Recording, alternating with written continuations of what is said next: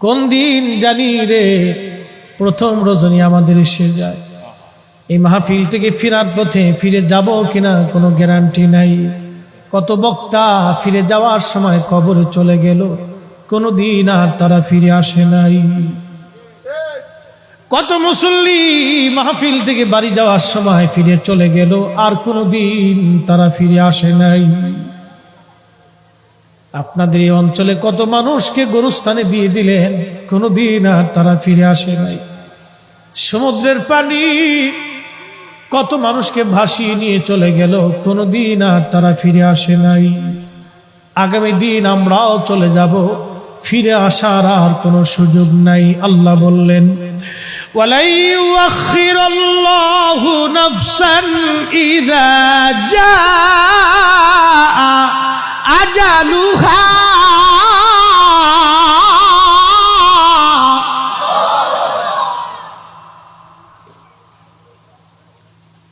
আল্লাহ ডেকে বলেন, বান্দারে হায়াত শেষ হয়ে গেলে দুনিয়াতে এক সেকেন্ড থাকার মতো আর সুযোগ তোমার নাই। একবার হায়াত যদি শেষ হয় দুনিয়াতে থাকার সুযোগ নাই। দুনিয়ার থেকে একবার যদি চলে যাও আসার আর সুযোগ নাই। কবরের প্রথম রাত কেমন রাত হবে আপনার আর আমার, এটা বোঝানোর জন্য আগে মরণ থেকে বুঝাই। ও বাঁশখালীর মুসলমান, খুবই মনোযোগ দেন মা বোনেরা। ও মা, আপনি যে সুন্দর পোশাক পরে সেজে গুজে গহনা পাতি দিয়ে আপনাকে নিয়ে আসা হলো শ্বশুর বাড়ি। মারে, আপনার ঘরের মধ্যে একটা বৃদ্ধ মা আছে, শাশুড়ি। মনে ব্যথা দিবেন না, এই বৃদ্ধ লোকটা আপনার কাছে তেমন কিছুই চায় না, একটু সহানুভূতি চায়। বিনিময়ে আপনার স্বামীর জন্য সে 40টা বছর পরিশ্রম করেছে। ও বোন, আপনাকে বলছি, এই বৃদ্ধ মাটাকে আপনি ব্যথা দিবেন না। এই বৃদ্ধ মাটা আপনার স্বামীর পিছনে 40 বছর পরিশ্রম করেছে। পেটে ধারণ থেকে শুরু করে ওকে মানুষ পর্যন্ত বানাইতে একটা মায়ের হাড় ভাঙ্গনি খাটুনি খেটে বৃদ্ধ হয়ে গেছে আজ। সে কিছুই চায় না রে বোন, আপনার কাছে মাত্র একটু সহানুভূতি আর ভালোবাসা চায়। মনে ব্যথা দিয়েন না, ওনাকে ব্যথা দিলে মালিক বেজার হয়ে যাবে। মালিক, ও বোন, আজকে আপনি আসছেন এই দুনিয়াতে, এই বাড়িতে। আগামী দিন এই বাড়ি থেকে আপনাকে নিয়ে যাওয়া হবে সাদা পোশাকে। আপনার দামি দামি গহনাগুলি রেখে যাওয়া হবে। বাংলাদেশে একজন ধনী মারা গেল করোনায়। আহা, করোনার সময় মানুষ চেনা গেছে। একজন ধনী করোনার সময় মারা গেল। এই ধনী যখন করোনায় মারা গেল, মারা যাওয়ার সময় সে কয়েক হাজার কোটি টাকার সম্পদ রেখে গেছে। 1 টাকা 2 টাকা না, কয়েক হাজার কোটি টাকা। একজন ধনী মারা গেল 80,000 কোটি টাকা রেখে। 80,000 কোটি টাকা। এখানে সবাইকেও যদি বান্ডিল ধরে মাথায় বাঁধতে বস্তায় দেওয়া হয়, তারপরে মাথায় করে নিতে পারবেন না। 80,000 কোটি টাকা রেখে কবরে চলে গেল একজন ধনী।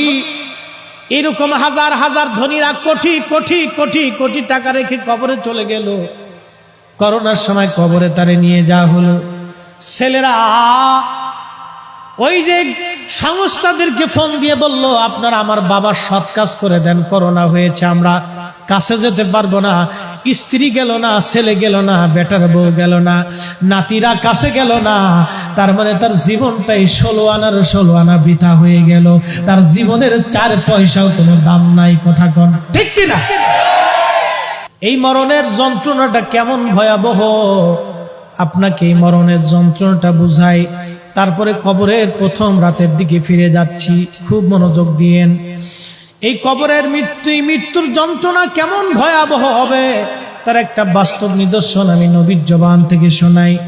আল্লাহর নবী বলেন, সাহাবীরা রে, একটা উট জবাই দেওয়ার পরে উট জবাই বিহীন, চামড়া সিলাইলে, চামড়া ছুটাইলে যেমন উটের কষ্ট হয়, অর্থাৎ আপনি জিন্দা আপনার হাত পা বেঁধে যদি আমরা বেলেট দিয়ে আপনার চামড়া ছুটাই ফেলাই, আপনার যেমন পরিমাণে যন্ত্রণা হবে, কষ্ট হবে, ব্যথা হবে। উট আপনি জবাই দিলেন না, কিন্তু চামড়া সিলাইলেন, ওই উটটার যেমন করে যন্ত্রণা হবে নবীজি বললেন বেঈমান কুফফার আর মুনাফিকদের মৃত্যুর যন্ত্রণা এরকম ভয়াবহ হবে, একটা উটকে 100 বার চামড়া ছিলাইলে যত বড় ভয়াবহ হবে, আহা 100 বার জীবন্ত চামড়া ছিলাইলে যত কঠিন মৃত্যু হয়। একজন কুফফার আর বেঈমান, একজন মুনাফিক আর বদকার, আর একজন ফাসিক আর জালেম জুলুমবাজ, একজন ঘুষখোর আর সুদখোর হারামখোরের জন্য আল্লাহর মৃত্যুটাও এরকম ভয়াবহ হবে। মৃত্যু এরকম ভয়াবহ, বড় কঠিন হবে, বড় কঠিন হবে। কিন্তু ইমানদারদের মরণ কেমন হবে আল্লাহ কোরআনে বললেন, ইয়া আইয়াতুহান নাফসুল মুতমাইন্না তিরজিই ইলা রাব্বিকি রাদিয়াতাম মারদিয়া ফাদখুলি ফি ইবাদি ওয়াদখুলি জান্নাতি। একবার জোরে বলবেন কি সুবহানাল্লাহ। আল্লাহ বলেন ইয়া আইয়াতুহান নাফসুল মুতমাইন্না তুরজিই ইলা রাব্বিকি রাদিয়াতাম মারদিয়া। হে নফসে মুতমাইন্না, প্রশান্ত আত্মা, তুমি যে সুদ খাও নাই, ঘুষ খাও নাই, মানুষ ঠকাও নাই, নামাজ ছাড়ো নাই, দুরূদ ভুলো নাই, নবীর সুন্নাত বলো নাই, আহলে সুন্নাত ওয়াল জামাতের আকীদা ছেড়ে অন্য আকীদায় যাও নাই, ও নফসে মুতমাইন্না, তুমি যে আল্লাহকে খুশি করছো, আল্লাহর নবীকে রাজি করছো, তুমি আসো, আমি আল্লাহর সন্তুষ্টির দিকে ফিরে আসো। আমার ইবাদত গুজারি বান্দারা যে জান্নাতের মধ্যে আছে, তুমি সেই জান্নাতের দিকে আসো। সুবহানাল্লাহ বলা যাবে? এই মানুষগুলিকে আল্লাহ পাক ডাক দিবে আসো, তখন ওই রুহুটা বের হয়ে আসে। মৃত্যুটা কেমন হবে? নবীজি বলেন সাহাবীরা রে, ইমানদারের মৌত বাচ্চাটাকে কোলের মধ্যে নিয়ে মা দুলিয়ে দুলিয়ে দুলিয়ে দুলিয়ে দুলিয়ে দুলিয়ে ঘুম পাড়াইলে একটা বাচ্চা বুঝতেই পারে না বাবার কোলের মধ্যে, মায়ের কোলের মধ্যে সে ঘুমায় পড়েছে। আল্লাহর হাবিব ডেকে বলেন সাহাবীরা রে, আমার ইমানদার উম্মতের মরণটা এরকম হবে, সে বুঝতেই পারবে না তার মরণ হয়ে গেছে। একবার জোরে বলবেন কি আল্লাহু আকবার। ইমানদারের মরণের পরে ঘায় কপাল থেকে ঘাম আসে। কি আসে? ঘাম এসে যায়। আর বেঈমান মারা যাওয়ার সময় প্রস্রাব পায়খানা, রাস্তা দিয়ে প্রস্রাব পায়খানা চলে আসে, মুখ থেকে রক্ত বমি টমি এগুলো আসতে পারে, গুংরাইতে থাকে। ওই নফসুটা নফসে মুতমাইন্না, নফসে মানে গুনাহগার নফস যেটা, এটা পায়ের তলা থেকে মাথার চান্দি পর্যন্ত পালাইতে থাকে। একবার চান্দিতে পালায়, একবার হাতের নখের মধ্যে পালায়, চামড়ার ভিতরে পালায়, পায়ের ভিতরে পালায়, শরীরের গোশতের মধ্যে পালায়। সে দৌড়াদৌড়ি ছুটাছুটি করতে থাকে, কিন্তু আজরাইলের হাত থেকে ছুটার কোনো সুযোগ নাই। আল্লাহ বললেন সুম্মা তুরাদ্দুনা ইলা আলিমিল গায়বি ওয়াশ শাহাদাত। আল্লাহ রাব্বুল আলামিন বলতেছেন, আমার বান্দারা তোমরা শোনো, শোনো আমার বান্দা, কি হবে তোমার সেই দিন? আমি আল্লাহর দিকে তোমাকে আসতে হবে। কোন আল্লাহ? ইলা আলিমিল গায়ব, সেই আল্লাহ যিনি গায়েবের খবর জানেন, ওয়াস শাহাদাত, প্রকাশ্যটাও জানেন, গোপনেরটাও জানেন, গোপনেও জানেন, গোপনেও জানেন, গোপনেও জানেন, গোপনেও জানেন।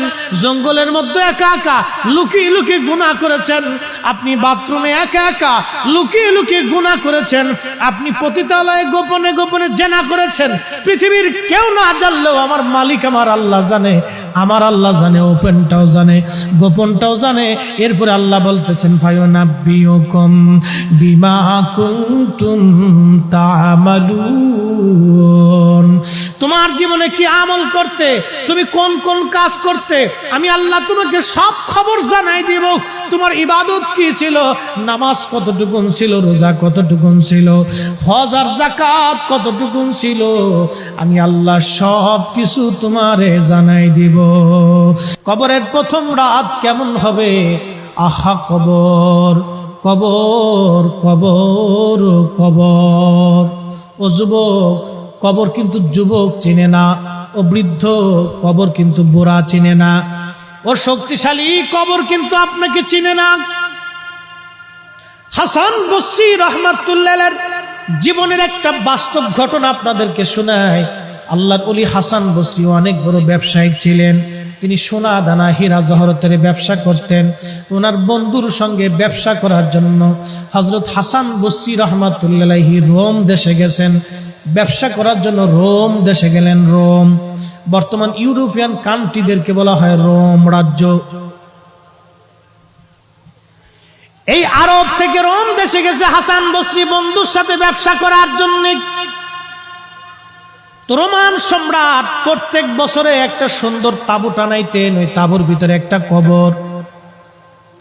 এই তাবু টানাইয়ায় কবরের মাঝখানে যে কবরটা আছে, এই কবরের চারপাশে একটা অনুষ্ঠান হতো প্রত্যেক বছরে একবার। হাসান বসরি রাহমাতুল্লাহ আলাইহি বললেন, আমি গেলাম। আমি যাওয়ার পরে দেখি বিরাট বড় আয়োজন। চিন্তা করলাম অনুষ্ঠানটা তাদের দেখে যায়, কিসের অনুষ্ঠান হয় আমি একটু দেখব। হাসান বসরি বললেন, আমি দেখলাম ওই কবর থেকে সুন্দর করে সাজানো হলো, চমৎকার দামি তাবু টানানো হলো। এই কবরের চারপাশে সুন্দরী সুন্দরী রূপসী নারীরা আসলো, আর এই তাবুর চারপাশে তারা ঘুরতে লাগলো আর কি যেন বলতে লাগলো। আর এই নারীগুলি কাঁদতে লাগলো, তারা কেঁদে কেঁদে বলে বলে এই সুন্দরী রূপসী নারীরা তারা চলে গেল। এরপরে আর একদল বৃদ্ধ লোক আসলো। ওই দেশের জ্ঞানী গুণী বৃদ্ধ লোকরা আসলো। তারা ওই কবরের তাবুর চারপাশে তারা ঘুরতে লাগলো। ঘুরতেছে আর কি যেন বলে আর কাঁদতেছে, কি যেন বলে আর কাঁদে। তারাও ঘুরে কি যেন বলে আর কাঁদে। হাসান বসরি রাহমাতুল্লাহ আলাইহি বললেন, কেঁদে কেঁদে বলে বলে এই মানুষগুলি তারাও চলে গেল।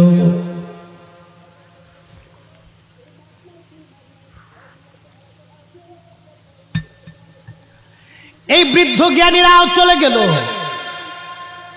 এরপরে বিরাট বড় সেনা দল আসলো। অস্ত্র শস্ত্রে সজ্জিত হয়ে এই সেনা বাহিনীর লোকেরা চারপাশে ঘুরতে লাগলো। ওরাও কি যেন বললো আর কাঁদতে লাগলো। এরপরে ওরাও তাঁবুর চারপাশে ঘুরে ঘুরে চলে গেল। এরপরে রাজা আর রানী দুইজনে আসলো। তারাও তাঁবুর চারপাশ দিয়ে ঘুরতে লাগলো আর কাঁদতে লাগলো আর কি জন্য বলে বলে তারাও চলে গেল। হাসান বসরি বন্ধুকে ডেকে বলেন, বন্ধু তুমি তো তাদের ভাষা জানো, আজকে এই ঘটনার ব্যাখ্যাটা দয়া করে আমাকে বলবানি রে বন্ধু। বন্ধু বলল, হ্যাঁ হাসান তোমাকে বলতেছি শোনো। হযরতে হাসানকে বন্ধু ডাক দিয়ে বলতেছেন, বন্ধুরে শোনো, যেই কবরটা দেখতেছে এই কবরটা হলো এই দেশের রাজার সন্তান, বড় সন্তানের কবর। এই ছেলেটা মারা গেছে। ছেলের কবরের উপরে প্রত্যেক বছরে রাজা তাঁবু টানায় একটা অনুষ্ঠান করে, কবরটাকে সুন্দর করে সাজায়। সাজাইয়াই তাঁবুটাকে টানাইয়া খুব সুন্দর করে তারা একটা অনুষ্ঠান করে। অনুষ্ঠান করে ছেলেটাকে কবরের চারপাশ দিয়ে সর্বপ্রথম যে সুন্দরী সুন্দরী নারী দেখছো রে হাসান, এই নারীগুলি হলো এই রোম রাজ্যের সবচেয়ে সুন্দরী রূপসী নারী। এরা সেই কবরের চারপাশ দিয়ে ঘুরল আর বলল, ও যুবরাজ, যদি আমাদের যৌবন দিয়া সৌন্দর্য দিয়া যদি তোমাকে বাঁচানো যাইতো যুবরাজ, তাহলে আমরা রোম রাজ্যের সমস্ত সুন্দরীরা আমাদের যৌবন দিয়া আর সৌন্দর্য দিয়া তোমাকে বাঁচায় রাখতাম। কিন্তু তোমাকে এমন একজন মালিক নিয়ে চলে গেছে যার কাছে এই রূপ আর যৌবনের কোনো মূল্য নাই। কথা বলেন ঠিক কিনা?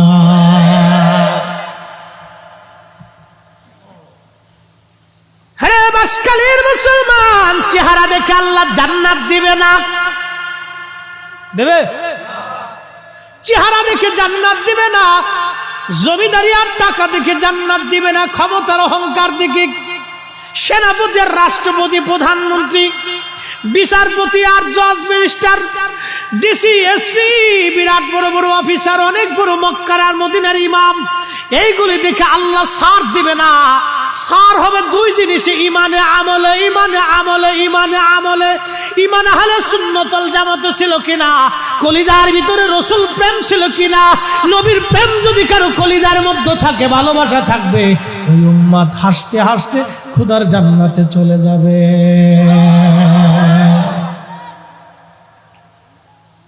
সুন্দরীরা কেঁদে কেঁদে চলে গেল। এরপরে হাসান বসরি বললেন, বন্ধু তারপরে ওই যে বৃদ্ধ জ্বালা তারা কারা? বলে, বন্ধু এই বৃদ্ধরা হলো এই দেশের সবচেয়ে বড় বড় জ্ঞানী গুণী সায়েন্টিস্ট, বড় বড় ডক্টর এবং ডাক্তার, বড় বড় কবিরাজ, দার্শনিক, জ্যোতির্বিদ। এরা আসলো, এরা চারপাশ দিয়ে কাঁদলো আর বলল, যুবরাজ যদি জ্ঞান দিয়ে আর মেধা দিয়া যদি আপনাকে বাঁচানো সম্ভব হতো, তাহলে আমরা সমস্ত জ্ঞান আর মেধা দিয়ে আপনাকে বাঁচানোর চেষ্টা করতাম। ও যুবরাজ, আপনাকে এমন একজন নিয়ে চলে গেছে যার কাছে আমাদের এই সামান্য জ্ঞান আর মেধা কোনো 4 পয়সাও মূল্য নাই। একবার জোরে বলবেন কি আল্লাহু আকবার। আল্লাহ বলেন, ইলা আলিমিল গায়ব, আমার গোপন জানে কে, আমার মনের ভিতরে কি আছে জানে কে? আল্লাহ আল্লাহ আল্লাহ আল্লাহ আল্লাহ। ইলা আলিমিল গায়বি ওয়াশ শাহাদাত, আমার প্রকাশ্যটাও তিনি জানেন, গোপনটাও তিনি জানেন, তিনি আল্লাহ আল্লাহ আল্লাহ আল্লাহ। এই কোরআনের উপরে পৃথিবীতে কোনো দলিল নাই, এটা সবচেয়ে মজবুত দলিল। পৃথিবীর আকাশ ভেঙে যাবে, এই জমিনে আগুন লেগে জমিন পুড়ে যাবে। আপনাদের পাশেই 1.5 কিলোমিটার দূরে বিরাট বড় বঙ্গোপসাগর, ভারত মহাসাগর, আটলান্টিক প্রশান্ত, পৃথিবীর এই বড় বড় সাগরগুলি শুকিয়ে যাবে। খোদার কসম করে বলি, সব ধ্বংস হবে, কিন্তু আল্লাহর কালাম, কাদিম বাণী, বাক্য কোনোদিনও মিথ্যা হতে পারে না। এটা একেবারেই চরম বাস্তব আর সত্য। কথা বলেন ঠিক কিনা? পৃথিবীর মধ্যে উন্নত বিশ্ব যারা আজকে জ্ঞান বিজ্ঞানে বিরাট বড় পারদর্শী, দেখেন রাশিয়া আর ইউক্রেনের যুদ্ধ হয়, পৃথিবীর বড় বড় দেশেরা দামি দামি অস্ত্র বানায়, মানুষ মারার জন্য তারা অস্ত্র বানায়। রাশিয়া অস্ত্র বানাইলো, সমুদ্রের মধ্যে অস্ত্রটা ছেড়ে দিবে, বোমটা সমুদ্রের মধ্যে টর্নেডো হবে, বিরাট বড় বড় ঢেউ এসে বাংলাদেশে আছাড় মারবে। বঙ্গোপসাগর যদি একটা ছেড়ে দেয় বোমাটা, তাহলে পুরা বঙ্গোপসাগরের পানিগুলি বাংলাদেশে আছাড় দিবে, টর্নেডো সৃষ্টি হয়ে যাবে, 30-40 ফিট বড় বড় টর্নেডো হবে। তাহলে বিজ্ঞান এটাও আবিষ্কার করে ফেললো, কিন্তু আজও পর্যন্ত বিজ্ঞান আবিষ্কার করতে পারে নাই, কোনোদিন কোনো মানুষকে তারা জিন্দা রাখতে পারে নাই। আল্লাহর কালাম বলছে, কুল হুজুর আপনি বলে দেন, পৃথিবীর যত বিজ্ঞান বলেন, জ্ঞান বলেন, মেধা বলেন, আর ওরা আকাশে পালাক না কেন, জমিনে লুকাক না কেন, এই বঙ্গোপসাগরের নিচে পালাক না কেন, ভারত সাগরের নিচে পালাক না কেন, আটলান্টিক মহাসাগর আর বিরাট বড় জঙ্গল, পাহাড়ের গুহা, সপ্তম জমিনের নিচ পর্যন্ত, সপ্ত আসাকের আকাশের উপরিভাগ পর্যন্ত, সিদরাতুল মুনতাহার গাছের গোড়া পর্যন্ত, আগা পর্যন্ত, আমার বান্দা যেখানেই লুকাক না কেন, ফাইন্নাহু মুলাকিকুম, মরণ তার সাথে মোলাকাত করবে, মরণ থেকে পালানোর কোনো রাস্তা নাই। কথা কোন ঠিক কিনা? বাঁশখালীর মুসলমান, সমুদ্রের পারের মুসলমান, এই সমুদ্রের কত তুফান, কত মানুষের সমুদ্রের মধ্যে ভাসিয়ে নিয়ে চলে গেছে, আর কোনোদিন ফেরত দেয় নাই বাপ। আহা, কত জাহাজ এই সমুদ্রে তলিয়ে গেল, আর কোনোদিন ভেসে উঠল না। কত ট্রলার, কত নৌকায় সমুদ্রে ডুবে গেল, আর কোনদিন ভেসে উঠল না। বাঁশখালীর মুসলমান, কত মানুষ এই সমুদ্রের মধ্যে ভেসে চলে গেল, কোনদিন কুল কিনারা আর পেল না। অতএব আপনাকে যদি বাঁচতে হয়, 2টা জিনিস আপনাকে দুনিয়ার থেকে নিয়ে যাওয়া লাগবে। এক নম্বর ঈমান, দুই নম্বর আমল। এক নম্বর ঈমান, দুই নম্বর আমল। ইন্নাল্লাযীনা আমানু ওয়া আমিলুস সলিহাতি উলাইকা হুম খায়রুল বারিয়া। ঈমানের আমল নিয়ে যারা কবরে ঘুমাইছে, মাটির নিচেও তারা সেরা, মাটির উপরেও সেরা। একসাথে জোরে বলা যাবে কি আল্লাহু আকবার? আরে আকাইদে আহলে সুন্নাত ওয়াল জামাত ছাড়া কেউ ওলি হতে পারে নাই। এই জোরে বলেন, কথা বলেন, হাত উঁচা করে বলেন। আহলে সুন্নাত ওয়াল জামাত ছাড়া কেউ ওলি হতে পারে নাই। কোন মা আহলে সুন্নাত ওয়াল জামাতের আকীদা ছাড়া ওলির জন্ম দিতে পারে নাই। কথা বলেন। খাজা মাইনুদ্দিন চিশতি নজদি না সুন্নি? হ্যাঁ, হযরতে দাতা গঞ্জে বক্স রহমাতুল্লাহ আলাইহি কি শিয়া না সুন্নি? হযরতে শাহজালাল ইয়ামানি মুজাদ্দিদি রহমাতুল্লাহ আলাইহি কি লা মাযহাবি না সুন্নি? আল্লাহ প্রথমে বলছেন ঈমানের কথা। আহলে সুন্নাত ওয়াল জামাত ছাড়া নাজাতের আর কোনো রাস্তা হ্যাঁ বাপ বুঝে তো যাওয়া লাগবে, কারণ যে মাটির উপরে আজ বসে আছেন আগামী দিন এই মাটির নিচেই ঘর হয়ে যাবে। ওরা একদল আছে আবার আমার নবীর ইলম নিয়ে প্রশ্ন তুলে। আমাদের দেশে একদল আছে রাসূল কারীমের ইলম ছোট করে দেখলে তাদের কাছে মনে হয় এটাই ঈমান। এরা মনে করে এটাই ঈমান, কিন্তু এই কোরআনে আল্লাহ পাক আরো কত চমৎকার বলছে। হুয়াল্লাযী বাআসা ফিল উম্মিয়িনা রাসূলাম মিনহুম ইয়াতলু আলাইহিম আয়াতিহি ওয়া ইউযাক্কিহিম ওয়া ইউআল্লিমুহুমুল কিতাবা ওয়াল হিকমা। মারহাবা বলেন তো। এই কোরআনে ভুল টুল আছে, সন্দেহ টন্দেহ আছে, পরিবর্তন সংযোজন বিয়োজন হবে। আল্লাহ বলেন হাবিব আপনাকে উম্মিদের মধ্যে পাঠিয়েছি, মূর্খ ইলিটারেটদের মধ্যে আপনাকে পাঠিয়েছি।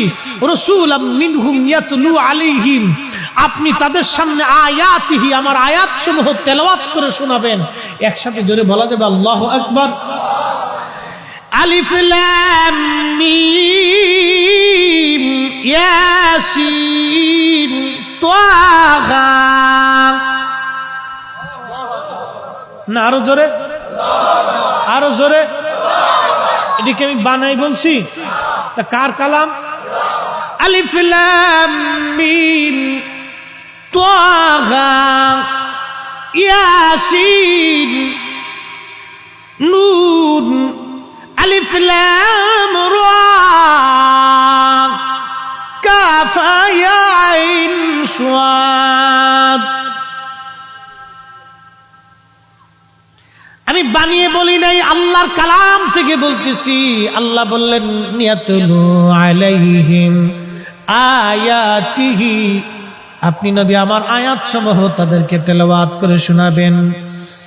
ও মুসলমান, সমুদ্রের পারের বাবাজি মায়েরা খুব মনোযোগ দিয়ে আলিফ লাম মিম,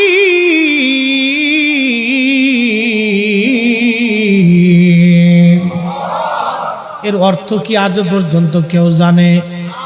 বলেন, কেউ জানে? সাহাবীদেরকে বললো, সাহাবীরা জানো? বলেন আল্লাহু ওয়া রাসূলুহু আলাম। আল্লাহ জানে, নবী জানে, আল্লাহ জানে, নবী জানে, আল্লাহ জানে, নবী জানে, আল্লাহ জানে। জোরে বলেন আল্লাহ জানে, আল্লাহ জানে, আল্লাহ জানে। আমরা বলছি না সাহাবীরা? আমরা না সাহাবীরা? একজন না সোয়া লক্ষ? সোয়া লক্ষ সাহাবী বলল আল্লাহ জানে, নবী জানে। আল্লাহর পরে যিনি জানে তিনি নবী, আল্লাহর পরে যিনি জানে তিনি নবী, আল্লাহর পরে যিনি জানে তিনি নবী, আল্লাহর পরে যিনি জ্ঞানী তিনি নবী, আল্লাহর পরে যিনি এলেমওয়ালা তিনি নবী, আল্লাহর পরে যিনি শ্রেষ্ঠ তিনি নবী, আল্লাহর পরে যিনি মর্যাদাবান তিনি নবী, আল্লাহর পরে যাকে মানতে হবে তিনি নবী, আল্লাহর পরে যাকে ঈমান আনতে হবে তিনি নবী, আল্লাহর যিনি হাবিব তিনি নবী, আল্লাহর পরে যিনি আল্লাহর জান্নাতের মালিক যারা দিলেন তিনি নবী, হাউজে কাউসার যার মালিকানা দিলেন তিনি নবী। কথা কোন ঠিক কিনা? ঘুমাইছে? যদি আসে তো ধাক্কা মেরে দেন। রাত বিরাট, ঝিম আসা স্বাভাবিক। ওয়াজ করতেছি কোরআন দেখে দেখে, কোরআন শরীফ দেখে দেখে ওয়াজ করতেছি। আল্লাহর কসম করে বলি, কোরআনের উপরে পৃথিবীতে কোনো দলিল নাই। কথা বলেন ঠিক কিনা? তো আলিফ লাম মিম, আলিফ লাম র পৃথিবীর আজও পর্যন্ত কেউ অর্থ করে দিতে পারলো না। ওরা কারা যারা বলে রাসূল ইল্লিটারেট? ওরা কারা যারা বলে রাসূল জানে না? আরে সোয়া লক্ষ সাহাবী বলল আল্লাহর পরে রাসূল জানে, আল্লাহর পরে নবী জানে। আমরা সুন্নিরা বিশ্বাস করি আল্লাহর পরে আমাদের নবী জানে। কথা বলেন ঠিক না বেঠিক? হ্যাঁ, তুচা করে বলেন ঠিক না বেঠিক? যদি আমরা বেদাতি হই, যদি সাফ আল্লাহর পরে রাসূল জানে এই কথা বিশ্বাস করাতে যদি আমরা বেদাতি হই, তো সাহাবীরা আগে বেদাতি হবে। আর সাহাবীরা বেদাত করলে আমরাও সাহাবীদের সাথেই বেদাত করব। কত বড় হুজুর হইছে, কত বড় হুজুর! সাহাবীর জুতা এক পাল্লায় দিলে সারা দুনিয়ার হুজুর আর এক পাল্লায় দিলে এক সাহাবীর জুতার ওজনের সমান হবে না। কথা কন না কেন? কথা বলেন বলেন। আবু বকরের জুতা এক পাল্লায় দিলে সমস্ত আমরা আর এক পাল্লায় দিলে জুতার ওজনের সমান হবে? আর সেই আবু বকর বলছে আল্লাহ রাসূলুহু আলাম, আল্লাহ জানে নবী জানে, আল্লাহ জানে নবী জানে। একসাথে জোরে বলা যাবে না আল্লাহু আকবার? কে জানে? জোরে কোন আল্লাহ জানে, আল্লাহ জানে। আল্লাহ বলতেছেন হুজুর আমি আপনাকে পাঠাইছি, পাঠানোর কারণই হলো আপনি তাদেরকে জানাবেন, ওয়ায়ুযাক্কিহিম, তাদেরকে পবিত্র বানাবেন। একসাথে বলবেন মারহাবা। এটা কি? একটা কোম্পানি এটাকে রিফাইন করছে। কথা ঠিক কিনা? 1 বছর 2 বছর রাখার পরে পানিটা কি পানির জায়গায় থাকবে? এটা রং নষ্ট হবে, গন্ধ হয়ে যাবে, এটার ভিতরে ভেজাল ঢুকবে, পোকামাকড় তৈরি হতে পারে। কিন্তু জমজমের পানি 50,000 বছর যদি বোতলের মধ্যে রেখে দেন, ও 50,000 বছর আগে যেমন 50,000 বছর পরেই ঠিক তেমনই থাকবে। কারণ এই পানি রিফাইন করছে কে? সরাসরি একটা কুয়া দিয়ে, জমজম দিয়ে আল্লাহ পাঠাই দিয়েছে। অন্য কোনো কুয়া এই পানি পাবেন না। বাংলাদেশে টিউবওয়েল গেড়ে যদি কোন এটা জমজমের পানি, কাজ হবে?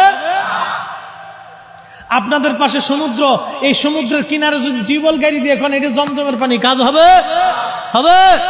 আরে আল্লাহ পাক তার রাসূলকে দুনিয়াতে রিফাইন কর্ণে ওয়ালা করে পাঠিয়েছেন। তিনি উম্মতকে রিফাইন কর্ণে ওয়ালা, ওয়ায়ুযাক্কিহিম ওয়ায়ুযাক্কিহিম। আমার এই নবী উম্মতকে রিফাইন করার জন্য আসবে। সর্বপ্রথম আমার এই নবী কুফরির অপবিত্রতা থেকে আমার এই নবী উম্মতকে বাঁচাবে। এরপরে গুনাহের অপবিত্রতা থেকে বাঁচাবে। আমার এই নবী উম্মতকে গুনাহমুক্ত করার জন্য, উম্মতকে পাপ মুক্ত করার জন্য, উম্মতকে এই কালিমা থেকে মুক্ত করার জন্য, উম্মতকে এই পচা আবর্জনা থেকে বের করে জান্নাতি বানানোর জন্য আমার নবীকে আল্লাহ দুনিয়াতে পাঠিয়েছেন। নবী রিফাইন কর্ণে ওয়ালা। এই জন্য আমরা বলি নবী পাক, নবী পাক। আমাদের দেশে একদল আছে বুকে হাত বেঁধে নামাজ পড়ে, ওরা বলে নবীকে পাক বলা যাবে না, এটা শিরিক হয়ে যাবে। ওরা শিরিকের মাসালা খোঁজে। আর আল্লাহর কোরআন বলে নবী পাক, নবীকে পাঠিয়েছি উম্মতকে পাক বানানোর জন্য। একসাথে বলবেন আল্লাহু আকবার। বোঝা যাচ্ছে? বোঝা যাচ্ছে? এখানে শেষ নেই। এরপরে আল্লাহ বলে ওয়ায়ুআল্লিমুহুমুল কিতাবা ওয়াল হিকমা। ও নবীজি, ওয়ায়ুআল্লিমুহুমুল কিতাব, আপনি তাদেরকে কিতাব শিখাবেন। সুবহানাল্লাহ। কি বলেন? আচ্ছা, আমার নবী কিতাব শিখলো কোন মাদ্রাসায়? ওয়াল হিকমা, তাদেরকে বিজ্ঞান আপনি শিখাবেন, জ্ঞান শিখাবেন। আমার নবী জ্ঞান শিখলো কোন মাদ্রাসায়, কোন কলেজে, কোন ভার্সিটিতে? একটাই ভার্সিটি, ভার্সিটির নাম হেরা পর্বত। এই ভার্সিটির যিনি অধ্যক্ষ তিনি একমাত্র আল্লাহ, আর ছাত্র একমাত্র আমার নবী। কথা কোন ঠিক কিনা? শিক্ষক একজন, ছাত্র কয়জন? যারা বলেন শিক্ষক কয়জন? কে? ছাত্র কয়জন? কে? সরাসরি সরাসরি সরাসরি। কি কথা কর না কেন? এই জন্য আল্লাহ বলেন হুজুর আপনি উম্মতকে শিখাবেন। ওয়া ইন কানু মিন ক্বাবলু লাফি দালালিন মুবিন। এই জন্য তাদেরকে শেখাবেন। তারা গুমরাহির মধ্যে ছিল, ভ্রষ্টতার মধ্যে ছিল, তারা মূর্খতার মধ্যে সয়লাভ হয়ে গিয়েছিল। নবীজি আপনি তাদেরকে জ্ঞানে এলেম তাদেরকে শিখাবেন, এই কিতাব আপনি শিখাবেন। ও বাপ খুব মনোযোগ দিয়েন। এই কিতাব শিখাইতে শিখাইতে শিখাইতে চলে গেলেন নবী। এই কিতাব, এই নবীজির হাদিস, নবীজির এলেম, যে আমাদের উম্মতের, আমার নবীর উম্মতের মধ্যে একজন উম্মত এলেম শিক্ষা দিলেন মুসলমানদেরকে। তার নাম ইমাম বুখারী রাহমাতুল্লাহি আলাইহি। আল্লাহ আল্লাহ, নবীর হাদিসের, নবীর এলেমের খেদমত করার জন্যে, নবীর এলেমের খেদমত করার জন্যে ইমাম বুখারী কবরে তারে রাখা হলো। 16 বছর পর্যন্ত তার কবরের ভিতর থেকে আমার আল্লাহ জান্নাতের ঘিরান বের করেছে। চিৎকার মেরে বলেন আল্লাহু আকবার। কত বছর, কত বছর, কত বছর! ইমাম বুখারীর রওজা থেকে 16 বছর জান্নাতের ঘিরান এসেছে, বেহেশতের ঘিরান এসেছে। তার কবরের মাটি পর্যন্ত সুঘ্রাণময় হয়েছে। 16 বছর পর্যন্ত মানুষ খালি মাটি নিচে নিচে নিচে। আরে আমার রাসূলের এলেমের খেদমতের জন্য যদি একজন বুখারীর কবর যদি বেহেশতের ঘিরান হতে পারে, আরে রাহমাতুল লিল আলামিন গোলামের গোলামের গোলামের হালত যদি এটা হয়, তো হুজুর কারীম সাল্লাল্লাহু আলাইহি সাল্লাম ওয়াল-জাকিহিম, উম্মতকে পবিত্র বানানোর জন্য আসে। উনি পাক, উনার মাথা থেকে পা পর্যন্ত পাক। উনার না ছিল গুনাহ, না ছিল দোষ, না ছিল ত্রুটি। যারা বলবে রাসূলের ভুল হতো, নবী ভুলে যাইতেন, নবীর গুনাহ ছিল, খাতা ছিল, ওরাই হলো বর্তমান জমানার দাজ্জাল, দাজ্জাল, দাজ্জাল। কথা বলেন ঠিক না বেঠিক? হাজার বছর ওদের পিছনে ইক্তেদা করলেও নামাজ হবে? ওদের পিছনে নামাজ পড়া শয়তানের পিছনে নামাজ পড়ার সমান। তাহলে ঈমান নিয়ে কবরে যাওয়া লাগবে। ঈমান ছাড়া গেলে কোনো রাস্তা হবে? কবর প্রথম রাত বলছিলাম, আহা কত কঠিন হবে কবরের সেই প্রথম রাতটা। বলবো কবরের প্রথম রাতের আলোচনাটা মাত্র 15টা মিনিট সময় আমাকে দিবেন ইনশাআল্লাহ। একসাথে জোরে বলি তো আল্লাহু আকবার। একটু জবান খুলে দরুদ শরীফ পড়ি। আল্লাহুম্মা সাল্লি আলা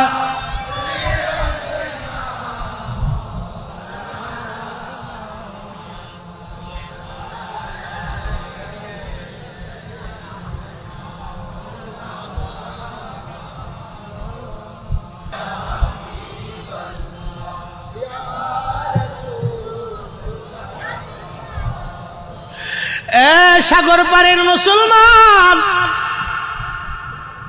ওই কবর প্রথম রজনী কত ভয়াবহ হবে আমি একটা ছোট্ট উপস্থাপন করি। আহা দুনিয়াটা বড় কঠিন জায়গা বাপ, বড় কঠিন। একটা বাস্তব ঘটনা থেকে আমি আপনাদেরকে শোনাই। বাজালো ওই যে আমাদের পদ্মা নদী দিয়ে, এখন তো পদ্মা সেতু প্রধানমন্ত্রী সরকার করে দিয়েছে। ওই নদী পার হয়ে যাওয়ার সময় কত নৌকা ডুবে মানুষ মারা গেল, কত মানুষ ওই নদীর মধ্যে ডুবে ডুবে মারা গেল, কত মা সন্তান হারাইল, কত সন্তান মা বাবা হারাইল, কত সন্তানের কোলের মধ্যে বাবা মা হারিয়ে গেল, বাবা মার কোল থেকে সন্তান হারিয়ে গেল। এই কবর কত ভয়াবহ হবে তার একটা বাস্তব চিত্র আমি আপনাদের সামনে শোনাই। বাবা মুসলমান খুব মনোযোগ দিয়ে মা বোনেরা সহ, ওই পদ্মা নদীর মধ্যে লঞ্চ ডুবে গেল, কয়েকশো মানুষ পানির মধ্যে ভেসে গেল। পদ্মা নদীর পানিগুলি বড় ঘোলা হয় এবং বর্ষাকালে খুব ঘন হয়। লঞ্চটা যখন ডুবে চলে গেল, কত মানুষ মারা গেল, কিছু মানুষ সাঁতরিয়ে উপরে আসছে। সাংবাদিক একজন মধ্য বয়স্ক 40 বছর এক লোককে জিজ্ঞেস করলো, আমার বয়সী হবে। লোকটা একবার হুশ আসে, আর একবার বেহুশ হয়ে যায়।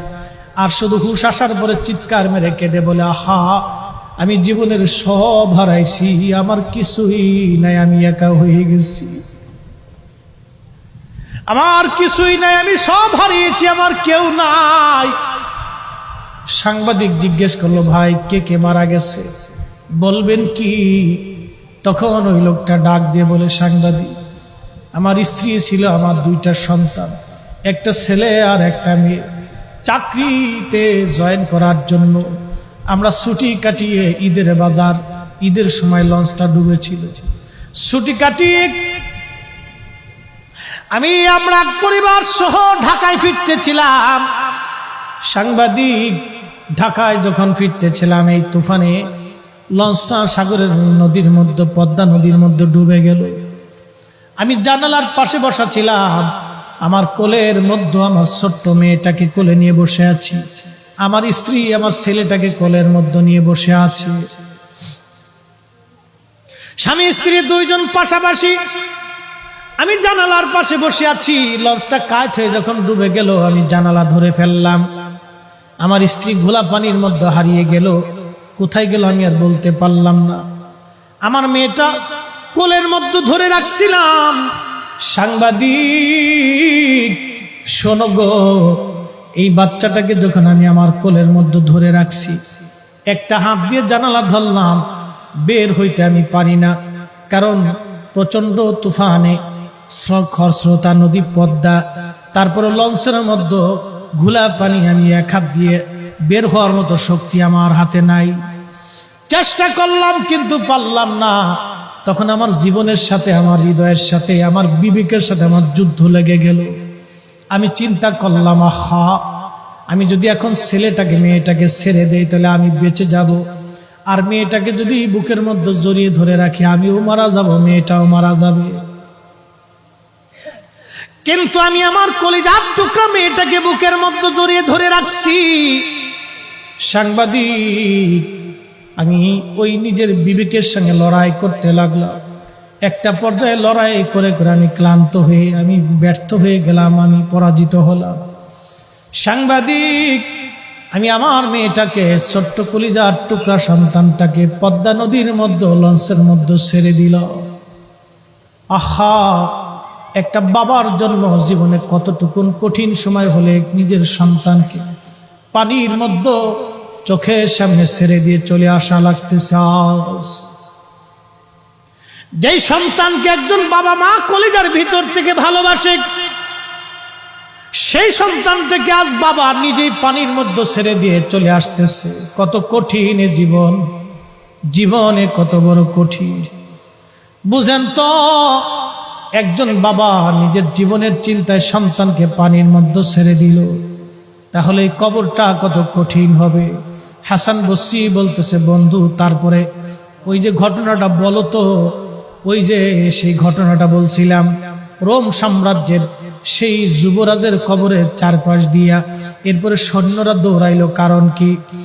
বন্ধু বলে, হাসান বসরি, ওই সৈন্যরা হলো এই রোম সাম্রাজ্যের বড় বড় চৌকস কমান্ডো সৈন্য। এরা চারপাশ দিয়ে ঘুরলো আর বলল, ও যুবরাজ, যদি রণকৌশল দিয়ে, অস্ত্র শস্ত্র দিয়ে তোমাকে জীবিত রাখা যাইতো, তাহলে আমরা সমস্ত শক্তি প্রয়োগ করে তোমাকে বাঁচায় রাখতাম। ও যুবরাজ, তোমাকে এমন একজন নিয়ে চলে গেছে যার কাছে আমাদের এই শক্তি আর রণকৌশল খুবই অসহায়, আমাদের কোনো কিছুই করার নাই, আমরাও তোমার কাছ থেকে কেঁদে কেঁদে বিদায় নিলাম। হাসান বসরি বলল, বন্ধু তারপরে ওই রাজার রানী আসলো, কারণ কি? এরা কি বলল?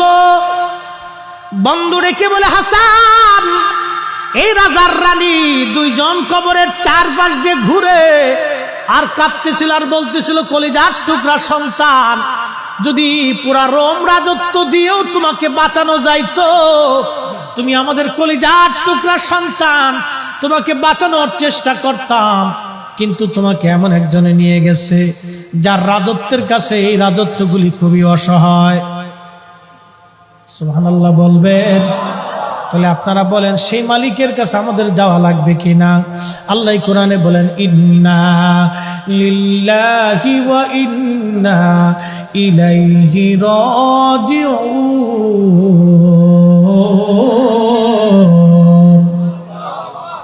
আল্লাহ ডেকে বলেন, ইন্না লিল্লাহি, নিশ্চয় আমরা কার জন্য? না একসাথে বলেন, কার? আমরা আল্লাহর জন্য ফিরে যাব। কার কাছে? আল্লাহর কাছে ফিরে যাব। আমরা কি নিয়ে যাব? দুইটা জিনিস নিয়ে যাওয়া লাগবে, একটা ঈমান আর একটা আমল।